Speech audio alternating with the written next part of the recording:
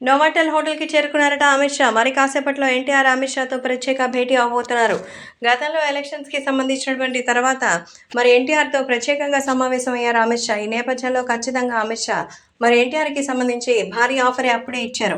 So, NTR మాత్రం Telugu Desam party వైపో, లేకపోతే BJP వైపో, Janasena వైపు వెళ్ళడానికి ఏమాత్రం అంగీకరించలేదు.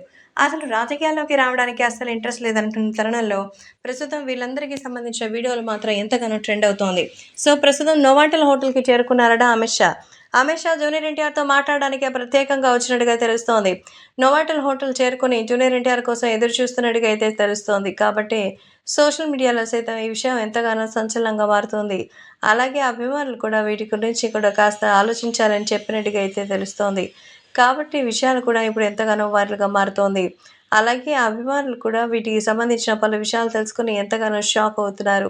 తెలుగుదేశం పార్టీ సభ్యత్వాన్ని సైతం నమోదు చేసుకోవడానికి మనకంటూ ప్రత్యేకంగా అయితే ఏం అవసరం లేదు. కానీ ఇక్కడ నందమూరి అభిమానులు కావడంతో ఇలా వెళ్ళిపోతుంటారు అంటూ చెప్తున్నారు. కాబట్టి రాష్ట్ర వ్యాప్తంగా ఈ విషయాలైతే ఎంతగానో సంచలనం సృష్టిస్తోంది. అలాగే వీటికి సంబంధించిన వివరాలు తెలుసుకుని అందరూ కూడా ఎంతగానో ఆనందం వ్యక్తం చేస్తున్నారు.